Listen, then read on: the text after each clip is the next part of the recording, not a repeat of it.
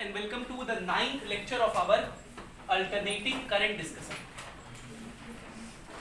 आज हम लोग क्या करेंगे? JEE एडवांस के doubts. Shoot your doubts please.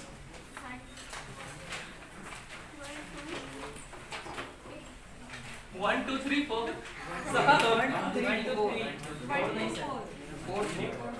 हाँ समझ गए. 1, 2, 3, 4, 12. 5 नहीं. 6 के बाद 7, 8, 9, 10, 11, 12, 13, 14, 15.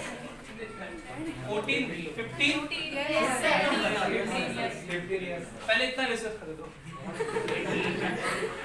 इतना हो जाए काफी है. सब तो पूछ ही ली तुमने. 1, 2, 3, 4, 5 का. अच्छा कोई बात नहीं. चलिए ठीक है.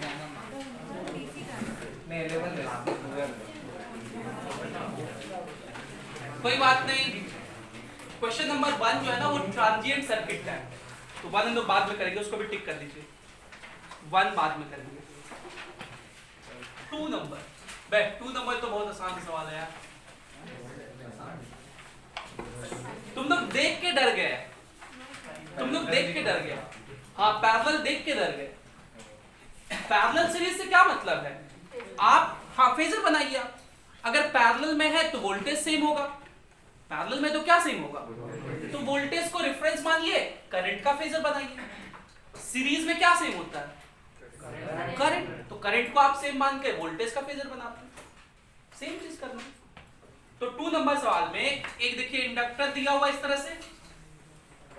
ये एक इंडक्टर L है. ये फर्स्ट एमीटर A1 है.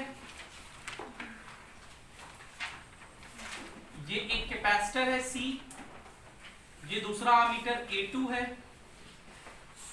दोनों पैरेलल में है. ये A3 है, मतलब जो नेट करंट मेजर करेगा. और ये अल्टरनेटिंग सोर्स है. यही है ना. अब कह रहा है an inductor L and capacitor C are connected in series as shown in the figure. The frequency of power is equal to resonant frequency of the circuit. ये सर्किट किसमें है? रेजोनेंस में. तो what is the meaning of resonance? कि XL is equals to, ये meaning होता है resonance का. और बस इतना ही पॉइंट यहां पे कह पाएंगे, क्योंकि आगे सारा पॉइंट वो सब तो सीरीज के लिए बात किए थे ना. ठीक. अब देखो यहां पे किसमें है? ये पैरेलल में ना. पैरेलल में क्या सेम होता है? ये जो वोल्टेज है इसको हम लोग मान लेते हैं ये नेट वोल्टेज है VRMS. तो यही वोल्टेज सब में होगा कि नहीं होगा? इसके क्रॉस में वोल्टेज इतना ही कहोगे. एमीटर तो नेग्लिजिबल रेजिस्टेंस का होता है, तो किसी काम का नहीं है. आप वायर समझिए उसको. एमीटर सबको वायर समझिए. तो ये कैपेसिटर क्रॉस वोल्टेज कितना है? VRMS. तो अगर इस सर्किट में करंट पूछें IC, RMS current through capacitor, current क्या होता है? VRMS by XC. इसमें करंट पूछेंगे तो बताओ.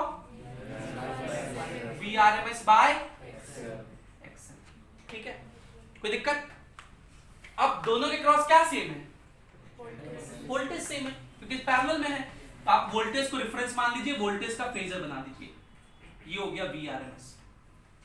अब बताओ कैपेसिटर में क्या होता है? करंट लीड करता है. करंट लीड करता है. तो करंट अक्रॉस कैपेसिटर हम लोग ऊपर दिखाएंगे. करंट इन कैपेसिटर ऊपर दिखाएंगे. इंडक्टर में करंट लैग करता है पोटेंशियल डिफरेंस से. तो IL नीचे दिखाएंगे. तो आपसे क्या पूछा है? तो रेजोनेंस पे XL और XC सेम है, तो IC और IL भी क्या हो जाएगा?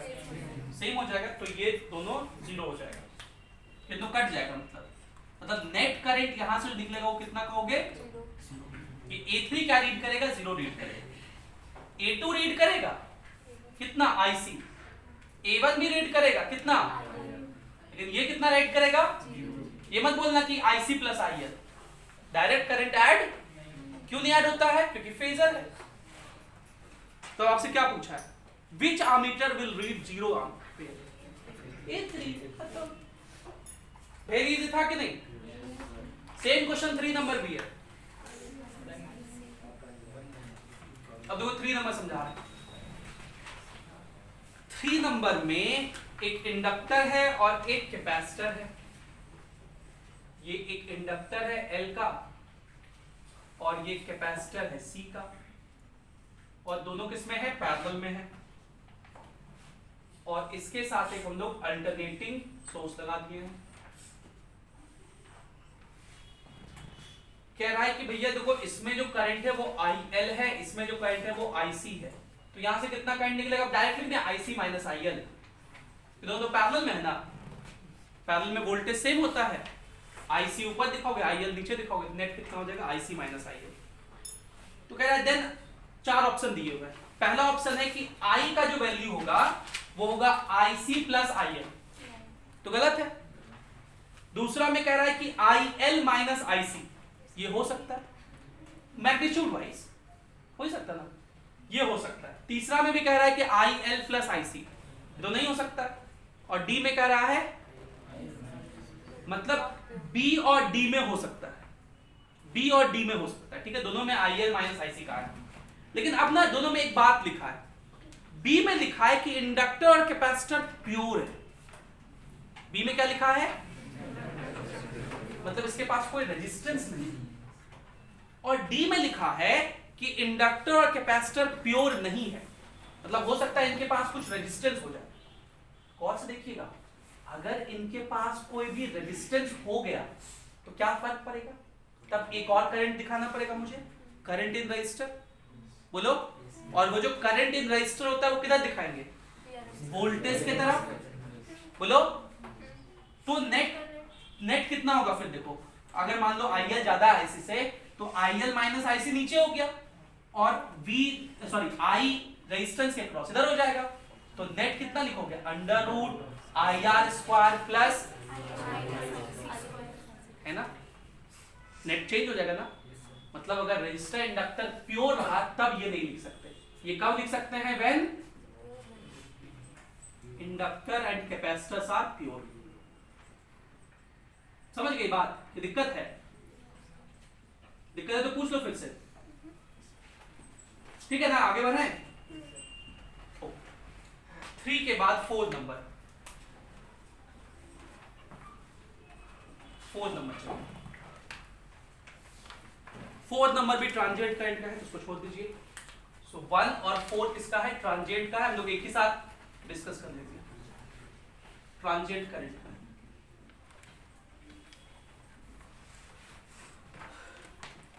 हालांकि आप चाहे तो इसको आसानी से बना सकते हो, बता दे क्या? क्योंकि हम बताए हैं आपको, चलो बता ही देते। 4 नंबर तो आसानी से बना सकते हो। 4 नंबर में है कि इस तरह से एक इंडक्टर है और इसके पैरेलल में एक रेजिस्टर है। ये इंडक्टर 10 हेनरी का है, ये रेजिस्टर 10 ओम का है, और इसको हम लोग 2 वोल्ट के बैटरी से कनेक्ट कर दिए हैं। एक स्विच लगा दिए हैं यहाँ पे, और इधर में एक रेजिस्टर लगा दिए, कितने का? 20 ओम का। तो आपसे कह रहा है कि जैसे ही स्विच क्लोज करेंगे, तो just after closing the switch और बहुत देर बाद कितना कितना करंट होगा। तो समझिए, इंडक्टर जो होता है उसका बिहेवियर समझिए। इंडक्टर जो होता है वो at t is equals to 0, मतलब just after closing the switch जो होता है ओपन लूप जैसा बिहेव करता है। किसके साथ बिहेव करता है? ओपन लूप के जैसा। ये इंडक्टर की प्रॉपर्टी है, ठीक है। At t is equals to 0 inductor किसके साथ बिहेव करता है? ओपन लूप के साथ। हालांकि इसको लोग LR सर्किट से प्रूव भी कर सकते हैं कि उसमें t इज इक्वल्स टू 0 पे करंट क्या होता है?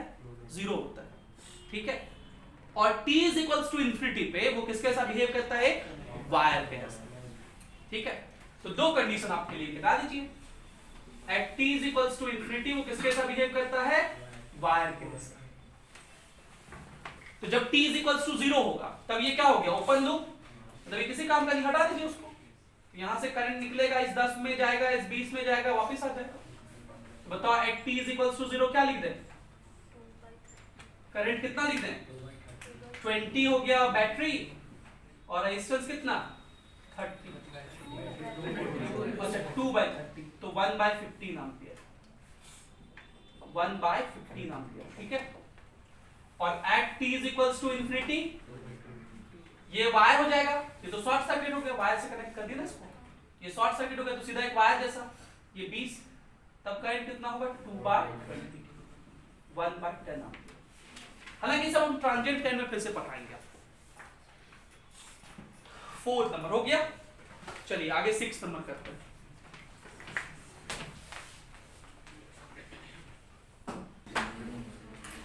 वेरी बैड, 6 नंबर तो हम क्लास में कराए थे। कौन पूछो नहीं बताओगे? बता दो यार। चलो 6 नंबर है, in a region of uniform magnetic field B is 10 to the power -2 tesla. Magnetic field दिया हुआ है, एक सर्कुलर कॉइल है जिसका रेडियस दिया हुआ है 30 सेंटीमीटर, इसका रेडियस को हम लोग स्मॉल आर से लिख सकते हैं, इसका रेजिस्टेंस दिया हुआ है पाई स्क्वायर ओम, पाई स्क्वायर ओम, और कह रहा है कि इसका जो डायमीटर है ना, इस डायमीटर के अबाउट ये रोटेट कर रहा है इस तरह से ओमेगा से, और ओमेगा नहीं दिया, दिया हुआ है इसका आरपीएम कितना 200, तो ओमेगा आपको सिखाए थे वो 2πn/60 से निकालते, अगर आरपीएम दिया हुआ हो तो n से लिखते हैं आरपीएम को, तो 2π × 200/60 इतना रेडियन पर सेकंड, ये ओमेगा हो गया। कॉइल जब रोटेट करता है मैग्नेटिक फील्ड में तो it's nothing but generator, generator तो यही। तो पूछा है कि बताइए अल्टरनेटिंग करंट जो इंड्यूस होगा उसका एम्पलीट्यूड कितना होगा, ये बताया ना फॉर्मूला, पहले ई नॉट निकाल लो, एन ए बी ओमेगा, ये होता है ई नॉट, और आपसे आई नॉट पूछा है, तो N A B omega by R. याद रखना ये वाला एन क्या है, नंबर ऑफ टर्न्स है, जो कि यहाँ पे आप कितना ले लोगे 1। ए क्या होता है, इसका एरिया, पाई आर स्क्वायर से लेना, 30 को 0.3 मीटर लिख देना। बी क्या है, मैग्नेटिक फील्ड तो दिया हुआ है, ओमेगा निकालिए यहाँ से, आर रेजिस्टेंस, ठीक है। 6 के बाद 8 नंबर, तो 8 नंबर गलती से ईएमआई का सवाल है इसमें, तो क्या दिक्कत है भाई 8 नंबर, फिर क्या पूछना है। A circular coil of radius 0.1 metre, radius है 0.1 मीटर, हैज 80 टर्न्स, मतलब नंबर ऑफ टर्न्स इसमें 80 है, और एक ऐसा कॉइल है circular coil.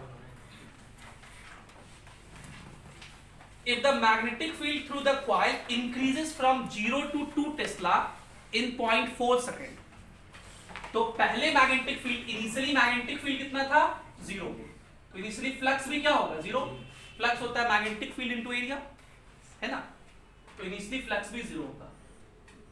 Finally magnetic field कितना हो गया 2 टेस्ला, कितना हो गया 2 टेस्ला, तो फ्लक्स कितना हो जाएगा, magnetic field 2 into area A into number of turns n, ठीक है। तो फ्लक्स चेंज हुआ, फ्लक्स चेंज होने से ईएमएफ इंड्यूस होता है, जिसका मैग्नीट्यूड होता है delta phi by delta t. अगर मतलब इस तरह से चेंज हो रहा है, तो अगर इक्वेशन के फॉर्म में दिया हो तो डिफरेंशिएट करते, डेल्टा फाई मतलब change in flux, this minus this, तो 2an बाय टाइम कितना दिया हुआ है 0.4 सेकंड, सब वैल्यू लिखते चलते, 2 into एरिया, एरिया हो जाएगा पाई into रेडियस का स्क्वायर, 0.1 का स्क्वायर हो जाएगा 10 to the power -2, 2an number of turns है 80 बाय टाइम है 0.4, ये हो गया ईएमएफ, और आपसे करंट पूछा है और रेजिस्टेंस दिया हुआ है 11, तो करंट हो जाएगा 2 into पाई का वैल्यू 22/7 लिख दो, 10 to the power -2 into 80 bye 0.4, और रेजिस्टेंस कितना है 11, तो सबको काट पीट करो आंसर आ जाएगा। तो सबसे पहले पॉइंट उड़ा दिए, ये 10 ऊपर, ये 2 जीरो से ये 2 जीरो कट गया, 11 दूनी 22 और 2 दूनी 4 से ये कट गया, तो 8/7, 8/7 कितना हो जाएगा 1.8/7, अच्छा 8/7 ही आंसर है, बढ़िया मिलते हैं 8/7 एम्पियर आंसर हो गया। ये तो बहुत आसान सा था यार। चलो 11 नंबर,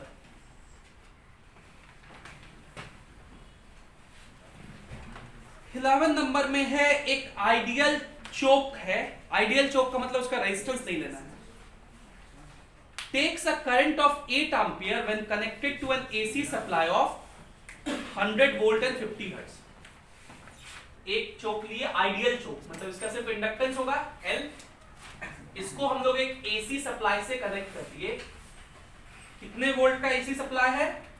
100 वोल्ट का। मतलब ये 100 वोल्ट क्या दिया होगा? RMS वोल्टेज, और इसका फ्रीक्वेंसी कितना है? 50 हर्ट्ज।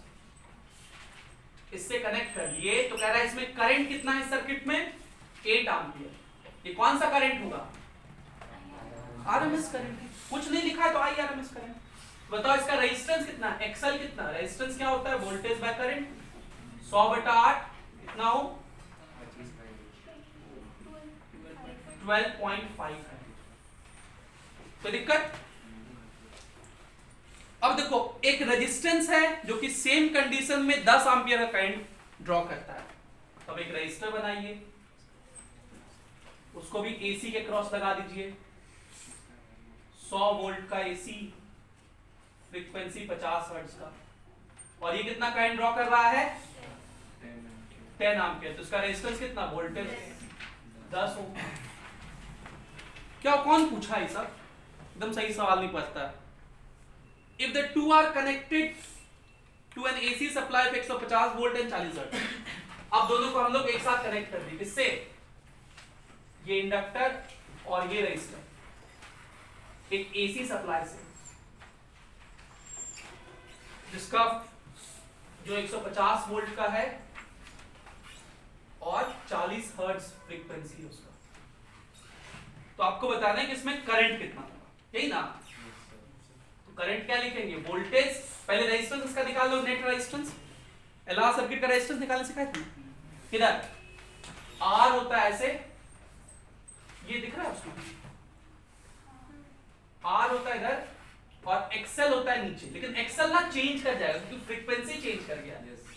फ्रीक्वेंसी के चेंज होने से एक्सएल का वैल्यू, तो आप पहले निकाल लीजिएगा। एक्सएल होता है 2 pi F into L, omega L होता है ना, तो यहां f रख देना 50, तो वहां से l निकाल लेना पाई के टर्म में, और फिर यहां पे xl निकाल, ठीक है? और फिर रेजिस्टेंस निकाल, करंट निकाल दो। ट्राई कीजिए, अगर नहीं हो पाएगा फिर हम उसको बिठा के बताते हैं।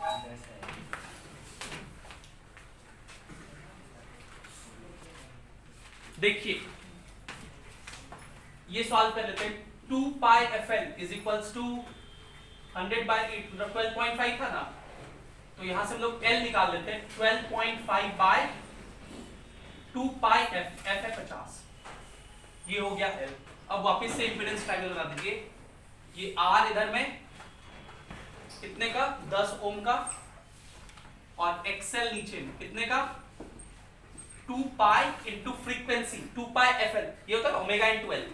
2 पाई f कितना है नया वाला? 40 इंटू L कितना है? 12.5 बाई 2 पाई इंटू 50, ठीक है? तो देखो ये 2 पाई से ये 2 पाई कट गया, ये 0 से ये 0 कट गया, पॉइंट आएंगे 10 ऊपर, 5 से ये 25 बाद में, 25 चौके 100, 10 से करोगे तो 10 ही आ जाएगा। तो देखो z कितना हो जाएगा फिर? That is z 10√2। एकदम समझ में आ ही रहा होगा। और क्या निकालना है? करंट ना। तो करंट होता है वोल्टेज बाय रेजिस्टेंस 150 बटा 10√2, 15/√2। ये आंसर है क्या? इसी फॉर्म में है। कहां लिखा है? डी। चलिए 11th के बाद 12th भी वही है, आरसी सर्किट है, आरसी सर्किट, आर सर्किट। तो इसको हम लोग करेंगे ट्रांजिएंट सर्किट में। अभी आप याद रखो at t is equals to 0, जिसको हम लोग just after closing the switch कहते हैं, उस समय इंडक्टर ओपन लूप और कैपेसिटर जो होता है वो वायर जैसा बिहेव करता है, उल्टा होता है, कैपेसिटर वायर जैसा। और t is equals to infinity पर इंडक्टर वायर और कैपेसिटर ओपन लूप। तो t इज इक्वल्स टू 0 पर भी पूछा है, t is equals to infinity पर भी। तो t इज इक्वल्स टू 0 पर पहले आप सर्किट बना लीजिए, निकाल लीजिए, इसमें निकालना है t is equals to infinity पे। ये हम लोग डिस्कस करेंगे जब ट्रांजिएंट करंट पढ़ेंगे, तो तभी 12 छोड़ दीजिए।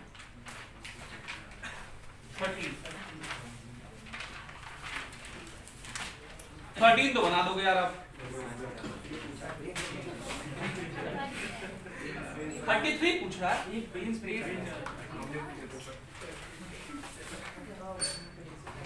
बहुत कष्ट है जिंदगी में। ये L है, ये C है, ये R है, और इसको एक AC सोर्स से लगा दिए। ठीक है, तो ये तो पैरेलल में है ना। ठीक है भैया, नहीं पैरेलल में नहीं, हाँ। तो कह रहा है कि रेजोनेंस पर क्या होगा, तो रेजोनेंस पर तो XL और XC बराबर होता है। तो अब इसमें पूछ रहा है कि बताइए कौन कौन सा सही है। पहला कह रहा है कि द पावर, नहीं वो जो करंट मैक्सिमम लोग पढ़े हैं वो किसमें पढ़े, सीरीज में। वो सब सीरीज का है, यहाँ आपको नया सोचना पड़ेगा। ये सब तीनों सीरीज में थोड़ी है, यहाँ आपको नया सोचना पड़ेगा। हम इसलिए पूछे। अब देखो ध्यान से देखना, इसमें वोल्टेज जो भी होगा वही वोल्टेज इसमें होगा कि नहीं होगा, इसके क्रॉस वोल्टेज। यस क्योंकि दोनों पैरेलल में, ये पूरा सिस्टम और ये पूरा, तो ये नेट वोल्टेज है। बोलो, इसके क्रॉस भी वोल्टेज वही होगा, और उसके वजह से इसमें करंट कितना होगा, IR। अगर पूछे नेट वोल्टेज क्या लिख रहे हैं, V लिखता है ना वोल्टेज, V/R। बोलो ठीक है। इसमें भी करंट कितना होगा, जो भी इसका रेजिस्टेंस आएगा, वोल्टेज बाय इसका जो भी रेजिस्टेंस आएगा X, इन दोनों का जो भी रेजिस्टेंस होगा वो लिखिए। अब देखो इन दोनों का नेट रेजिस्टेंस कैसे निकालेंगे, इंडक्टेंस प्लस कैपेसिटेंस का नेट रेजिस्टेंस।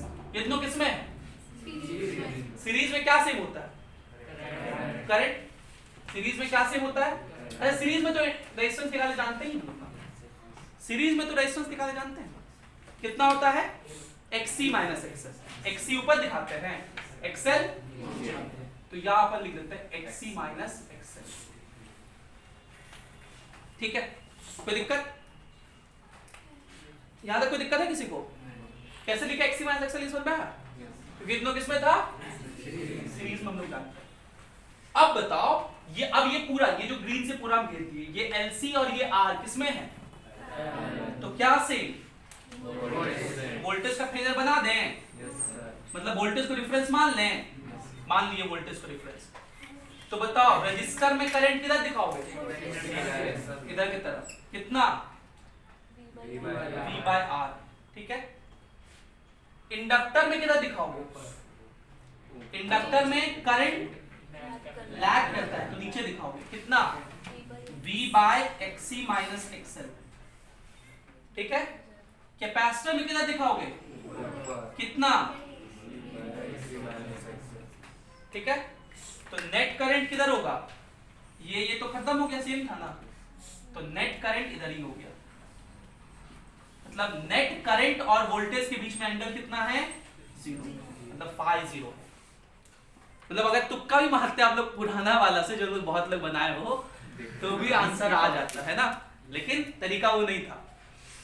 पहला है कि पावर फैक्टर 0 है क्या, देख पावर फैक्टर तो cos फाई को कहते हैं, वो तो 1 है। Current through the AC source is minimum, current minimum थोड़ी होगा, हाँ करंट मिनिमम है, करंट। अच्छा देख लेते हैं आगे, एक ऑप्शन में लिखा है करंट मैक्सिमम है, और एक में लिखा है current through L and R are equal. ये तो गलत है, दोनों से बराबर नहीं है। अब ये करंट मैक्सिमम है कि मिनिमम है, ये पता करना है ना। तो कैसे पता करें,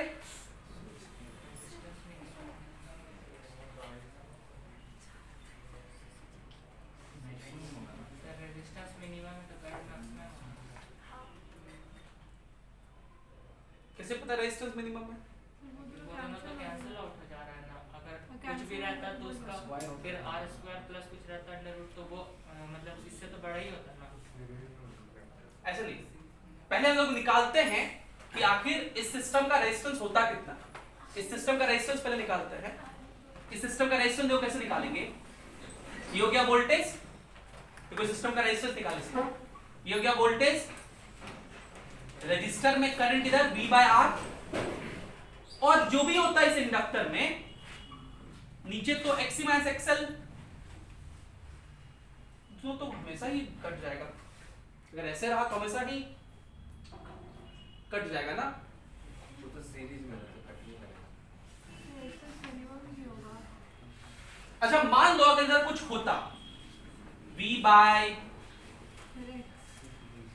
x मान लो लिखते V बाय x लिखते तो ये होता नेट ऐसे, ठीक है, ये नेट करंट होता, नेट करंट कितना लिखते अंडर रूट V कॉमन ले लेते ना, V बाहर 1 by X square upon 1 by R square, ये होता I, और V बाय I को इधर भेज दीजिए, V बाय I को हम लोग Z कहते हैं, तो Z कितना होता 1 by under root 1 by X square plus 1 by R square, या यहीं से सोच लेते ना, ये यहीं से सोच लेते हैं। अब ये जो करंट है वो x पे डिपेंड कर रहा है यहाँ देखो, तो x जब मिनिमम होगा, जब x मिनिमम होगा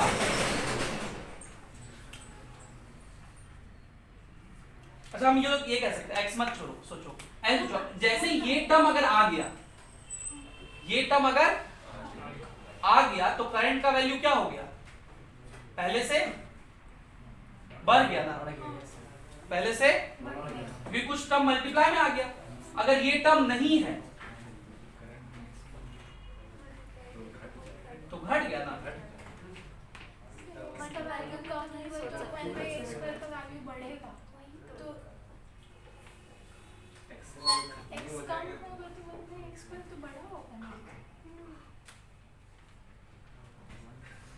करंट मैक्सिमम या मिनिमम, अच्छा सोचते हैं इसको, इस क्वेश्चन को भी रहने दे, छोड़ देते हैं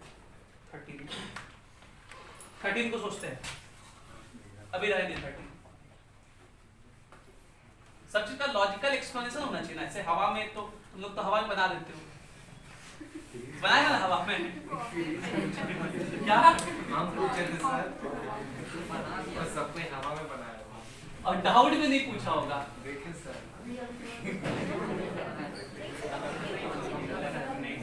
अरे चलो 14 करते हैं जल्दी से, 14 चलो, आते 13 करेंगे हम लोग, अगली क्लास में कर लेंगे, अभी समझ लेते हैं पहले वीडियो कॉल था, अब मेरा क्लास हो जाए फिर। चलो 14 करते हैं। In the circuit shown the RMS value of E is 5 volt.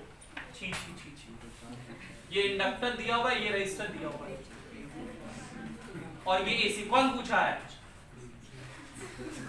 Fridge पूछा ना, ये 5 वोल्ट है, ऐसे देखते बन गया तो सर हम पूछेंगे, और इंडक्टर में 3 वोल्ट है, तो रेजिस्टर में कितना 4 वोल्ट है ना, ऐसे बन जाएगा।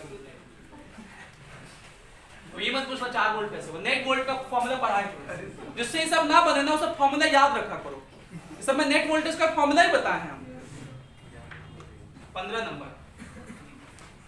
Number is very good question. 15 number एक ऐसा क्वेश्चन है जो हमसे पहली बार में नहीं बना था, ठीक है, जैसे अभी 13 नंबर तो पता नहीं बनाते देख नहीं बना, लेकिन 15 नंबर हमको स्पेसिफिकली याद है, हमसे नहीं बना था, अब बनाए होंगे बहुत पहले, तो ये बहुत पहले बनाए होंगे, अब हमको लगता है कि 13 नंबर कोई डाउट भी आज तक नहीं पूछा होगा, तो फर्स्ट है हम सर। चलो 15 नंबर कहते हैं E is equals to E naught cos omega 1t plus E naught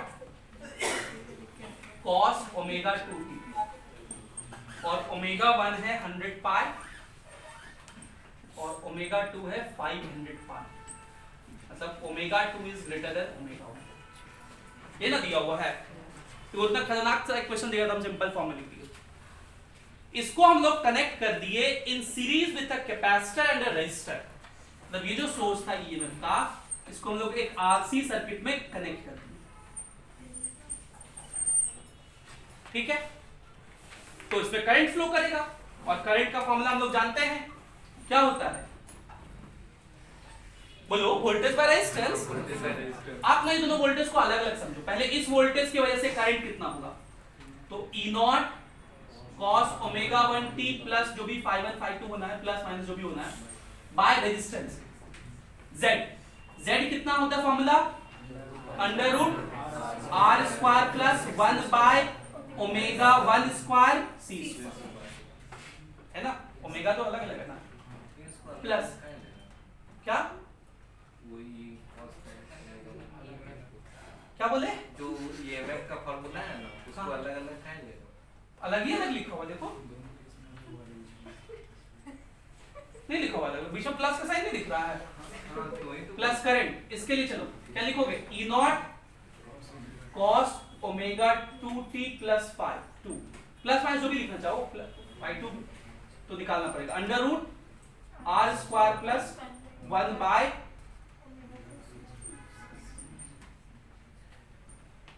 ठीक है देखो पॉइंट समझने वाला ये है कि रजिस्टर का रेजिस्टेंस फ्रीक्वेंसी के साथ चेंज नहीं करता है। एसी का फ्रीक्वेंसी क्या है लेकिन कैपेसिटर या इंडक्टर का रेजिस्टेंस जो है वो फ्रीक्वेंसी के साथ चेंज करता है और ये पॉइंट समझने वाला है ध्यान में रखने वाला है। इसी पॉइंट इसमें था तो आपसे पूछा कि अगर इसको हम लोग I1 कहें इसको I2 कहें तो कौन बड़ा कौन छोटा ध्यान सुनना ओमेगा 2 बड़ा है बोलो ओमेगा 2 बड़ा है तो ये टर्म क्या ये टर्म ज्यादा हो गया डिनोमिनेटर तो ये पूरा टर्म मतलब ये इंपेडेंस छोटा है तो इंपेडेंस छोटा है तो I2 क्या होगा I2 is greater than I1 C option से हो गया 15 नंबर ना आगे पूछो 17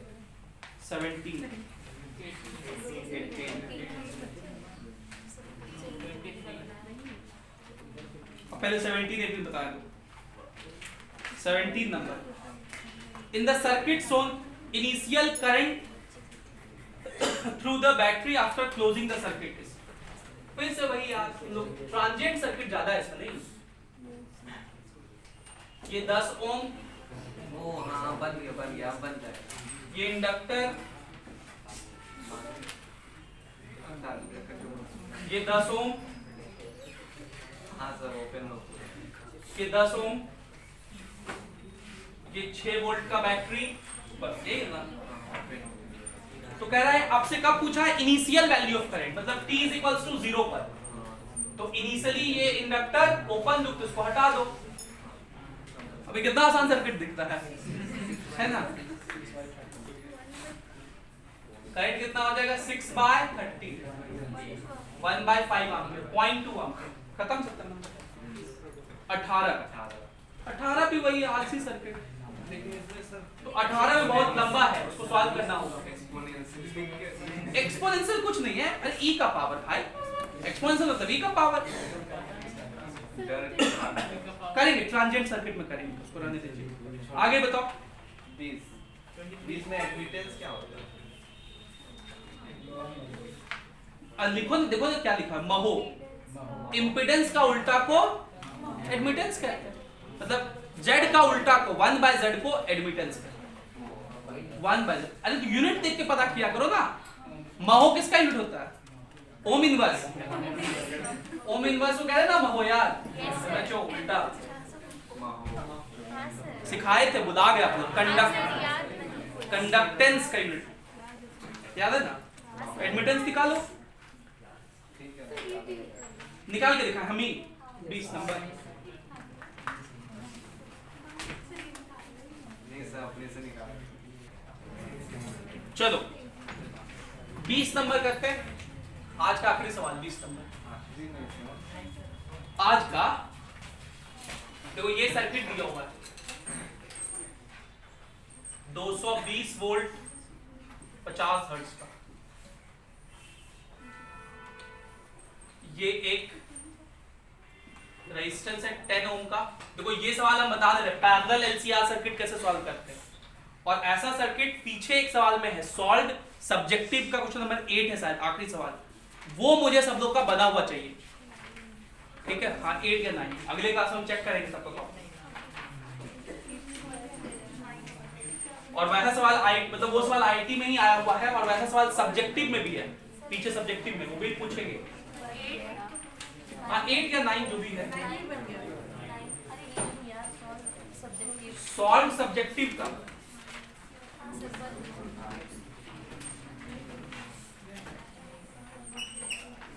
लॉजिक पूछेंगे अच्छे से। देखो ये क्या है, पैरेलल एलसीआर सर्किट। ये क्या है, है ना।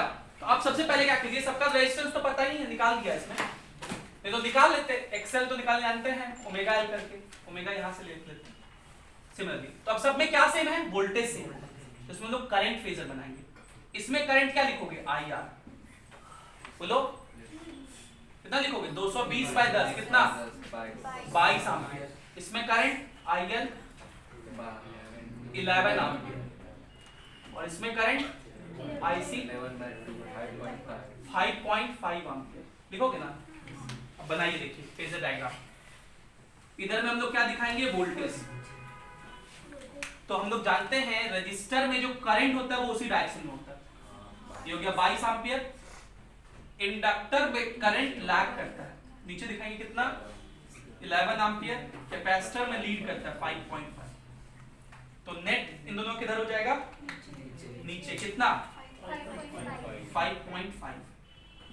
तो इस सर्किट में नेट करंट कितना होगा निकाल सकते हो, √22 का स्क्वायर 484 प्लस 5.5 का स्क्वायर, तो 55 का स्क्वायर 25 30 30.25। ये हो गया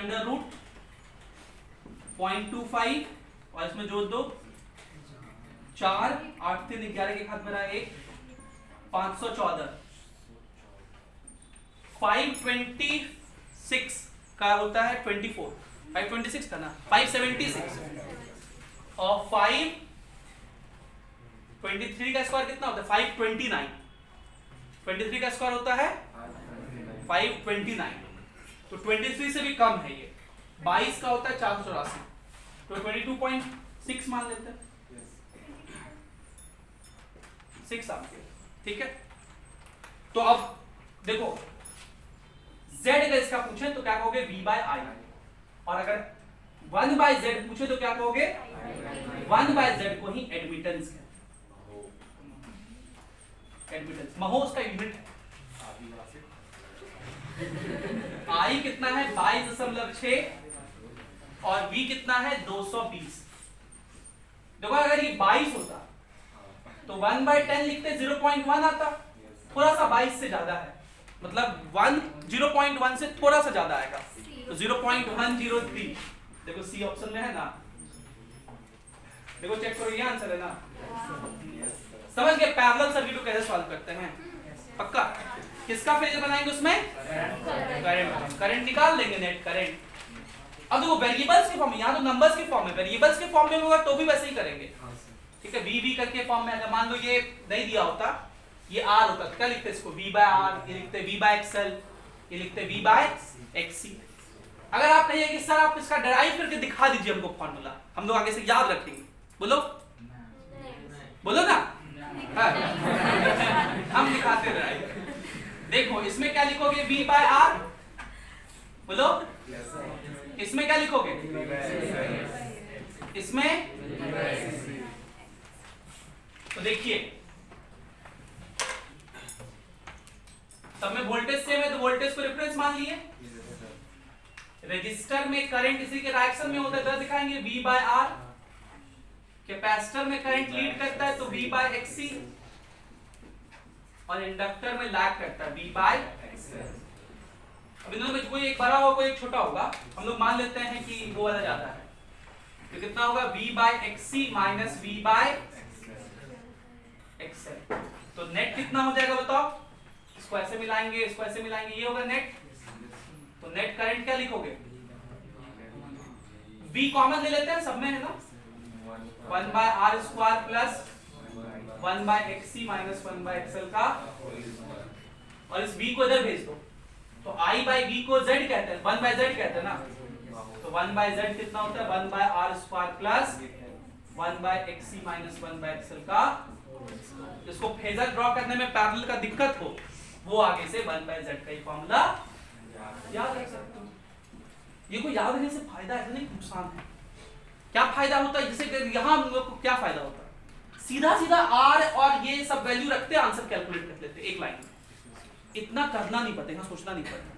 लेकिन मेरा काम है सोचने भी सिखाना आपको कि कोई चीज नया नहीं, जितना आप पढ़े हैं उसी से एसी का सारा क्वेश्चन सॉल्व हो सकता है, बहुत ज्यादा कॉन्सेप्ट नहीं है एसी में, ठीक। और जितने भी कॉन्सेप्ट है सब आसान आसान, ठीक। अगले क्लास में हम लोग इसके बाकी दो चार डाउट जो और बच के वो करेंगे और सॉल्व सब्जेक्टिव करेंगे, ठीक है। Thank you for being with us, have a great day.